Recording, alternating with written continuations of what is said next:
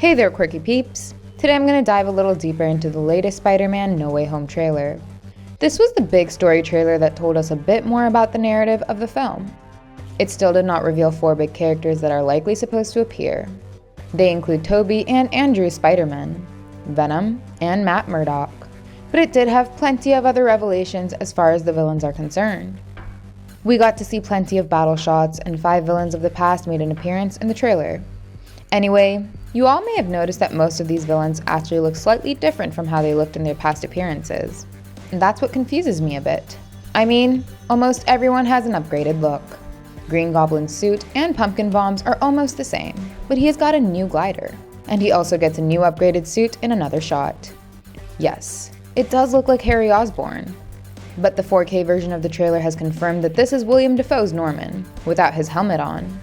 As for Electro, he has got the biggest of makeovers. This version of Jamie Foxx's Max Dillon looks totally different from the dum-dum we saw in The Amazing Spider-Man 2. I'm not even talking about the supervillain mode yet. That version of Dillon was a hard-working common man, while this one looks like a total badass with his goatee and hairdo. As for the suits, Electro from The Amazing Spider-Man 2 was blue, and had a black suit to go with his blue lightning blasts. But here, Electro has a mechanical suit, and shoots his comic-accurate yellow lightning blasts.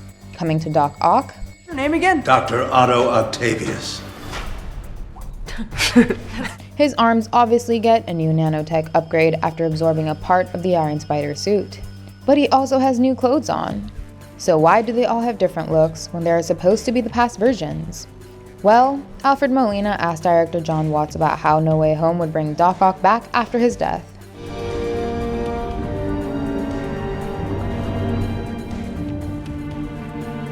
Watts told him that, in this universe, no one really dies. Molina said that according to Watts, the movie will pick up Doc Ock's story from that moment in the river.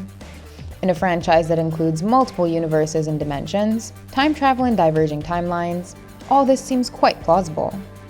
And Doc Ock's part also lines up with what Doctor Strange recently said. What do you mean? They all die fighting Spider-Man. He confirmed that all these villains are appearing from different universes. They've all been deviated from their natural paths, and now they have to be sent back.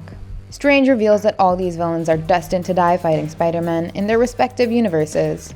This seems like a bit of a plot hole, as besides Doc Ock, Green Goblin, and Electro, all the villains don't really die in Tobey Maguire and Andrew Garfield's stories. The Lizard and Sandman's looks are pretty identical to their past versions, but they survived. They even redeemed themselves at the end. Dr. Kurt Connors saved Peter Parker from failing in his universe. Then he ended up in jail.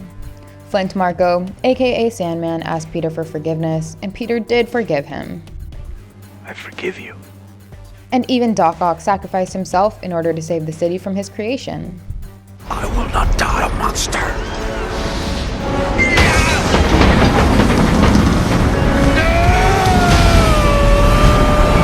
So if he is being picked up from that river, then why is he going after Spider-Man? All 3 of these villains should actually be good guys or anti-heroes from here on out. And if the Lizard and Sandman aren't even going to die in their universes, then why is Spider-Man fighting Doctor Strange to protect them? I'm sorry, kid. Yeah, me too. Don't. Don't all these differences create a gigantic plot hole? Well, let me tell you how it doesn't. Let me tell you why Doctor Strange said that all the villains who have come in are supposed to die fighting Spider-Man. It is because they are. Now don't get me wrong and hear me out. The only solution I'm able to see here is that all these villains that are coming into the MCU are actually variants of the past versions we've seen. Thank you. Continue. Alfred Molina's Dr. Octopus is not the same as the one who died in Sam Raimi's universe. The same goes from William Dafoe's Norman Osborn and Jamie Foxx's Electro.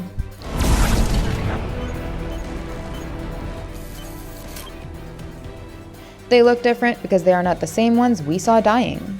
They are not returning from the dead. They are being pulled out of their universes before their deaths.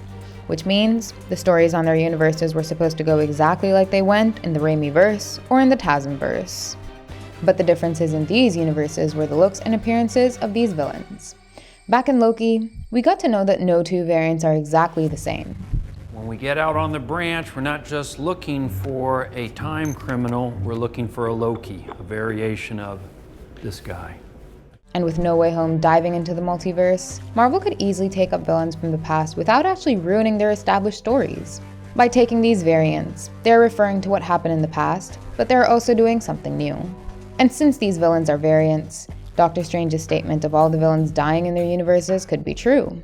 Even the likes of Lizard and Sandman would have died because they don't technically belong to the Raimiverse or the Tasmverse. They belong to timelines that are similar to the ones created by Sam Raimi and Mark Webb. And maybe in these realities, Lizard did not save Spider-Man, and Sandman did not ask for forgiveness. Instead, they die while fighting their respective variants of Peter Parker, who look the same as Maguire and Garfield. Now this variance theory must have you thinking that even Tobey Maguire and Andrew Garfield's Spider-Man should be variants of the past versions. Well, that certainly won't be the case. Bringing in variants of Tobey's and Andrew's version of Spider-Man would be a big betrayal. The fans are expecting to see the same versions of Spider-Man that they grew up with. Awesome! Wicked cool! And now if these Spider-Men turn out to be variants of Sony's past versions, then the fans will be extremely disappointed. There would be a huge backlash, as we'd technically be getting different versions of Spider-Man, even though they'd have Tobey and Andrew's faces. So instead, they would be called from the Raimi universe and the TASM universe. That's because they've already defeated these villains in their realities. They'd be summoned by Doctor Strange to fight the variants of the villains that they've won against. Their expertise will be priceless when they team up with Holland's Spider-Man. I'm also certain of this because in the recently leaked image, these two heroes were wearing the same suits that they did in their past movies. Their looks are not different or slightly altered like the villains because they are the same versions that we saw in the past two franchises. To summarize it, let's assume Tobey Maguire's universe as X and Andrew Garfield's as Y. There's also Universe M, where No Way Home's Doc Ock, Norman Osborn, and Sandman come from. It is almost identical to Universe X, but slightly different. And there's another Universe P, where Electro and Lizard come from. So the villains from Universes M and P assemble in the Marvel Cinematic Universe. And Doctor Strange calls in the Spider-Men from Universe X and Y into the MCU, so they could fight these variants of the villains, which they've already won against. Now what do you guys think of this fix? I know it seems a bit complicated, but I believe that answers every question that one might have had while watching the Spider-Man No Way Home trailer.